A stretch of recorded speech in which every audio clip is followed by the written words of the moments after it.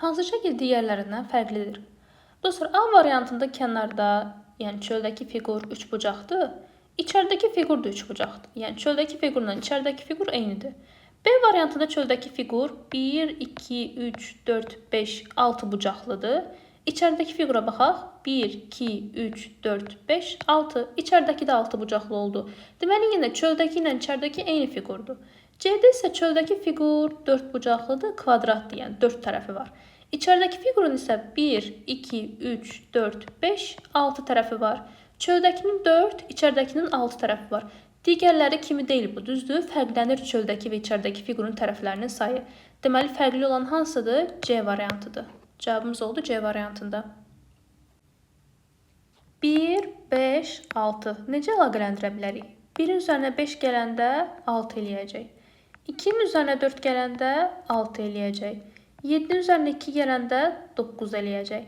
Deməli, 1-in üzərinə 6 gələndə neçə eləyəcəksə, sual işarəsinin yerinə elə həmin ədəd yazılmalıdır. 1 ilə 6-nı cəm eləyir 7. Doğru cavab oldu B variantında.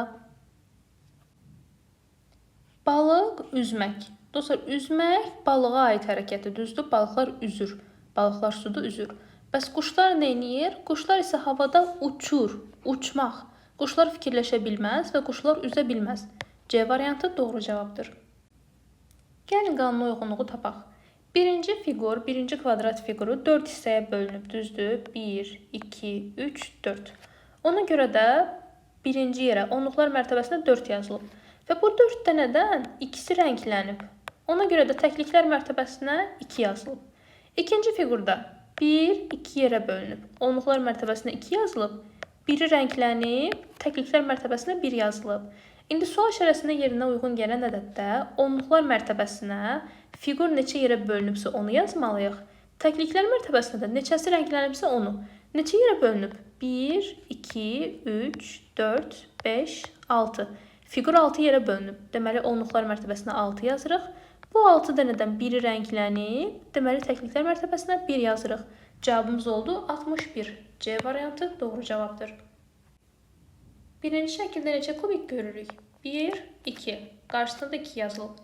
İkinci şəkildə 1, 2, 3. Qarşısında da 3 yazılıb. Sonuncu şəkil sayaq. 1, 2, 3, 4, 5, 6. Deməli, qarşısında da 6 yazılmalıdır. C variantı doğru cavabdır. Gəlin ədədlər sırasına diqqətlə baxaq. 7, 8. 7-nin üzərinə 1 gələndə 8 edər, düzdür? Sonra 2 dənə sual işarəsi var. Sonda amma 11, 12. Yenə üzərinə 1 gələndə, 11-in üzərinə 1 gələndə 12 eləyər. Deməli, 8-in üzərinə 1 gələndə yazacağımız ədəd sual işarəsinin yerinə yazılmalıdır. 8-in üzərinə 1 gələndə eləyir 9. 9-un üzərinə də 1 gələndə növbəti sual işarəsinin yerinə uyğun gələn ədədi tapırıq. 9 ilə 1-in cəmi 10. Həqiqətən də 10-un üzərinə 1 gəlsək 11 eləyər. Deməli, biz doğru tapmışıq. 9 və 10 yazılmalıdır. C variantı doğru cavabdır. Birinci sırada birinci fiqurla ikinci fiquru üst-üstə gətirəndə sondakı fiquru almışıq.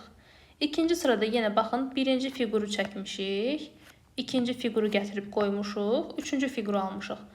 Deməli, üçüncü sırada da birinci fiqurla, gətirək çəkək burada, ikinci fiquru birləşdirəndə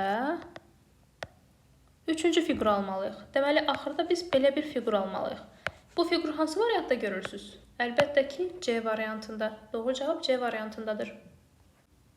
Ardıcıllıqda dairə əvvəlcə yuxarı küncdə idi, düzdür? Sonra sadiq əqrəb istiqamətində yerini dəyişdi, gəldi bura. İkinci də burada oldu, düzdür? Bura gəldi. Üçüncü də yenə dəyişməlidir onda. Hara gəlməlidir? Bu hissəyə. Yəni, fiqurumuz olmalıdır. Belə, sol aşağı küncə gəlməlidir.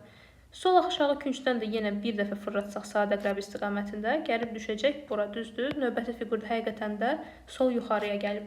Deməli, sol işarəsinin yerində harda olmalıdır? Sol aşağıda. B variantı doğru cavabdır. 8 ilə 3-ün cəmi eləyir 11. 9 ilə 5-in cəmi eləyir 14. 10 ilə 7-in cəmi neçə eləyir? Əlbəttə ki, 17. Sual işarəsinin yerinə 17 yazılmalıdır. Doğru cavab C variantındadır. Dostlar, nə görürük fiqurda? 3-ün qarşısına 4 yazılıb. 3-ün üzərinə 1 gələndə 4 eləyir. 5-in qarşısına 6 yazılıb. 5-in üzərinə 1 gələndə 6 eləyir.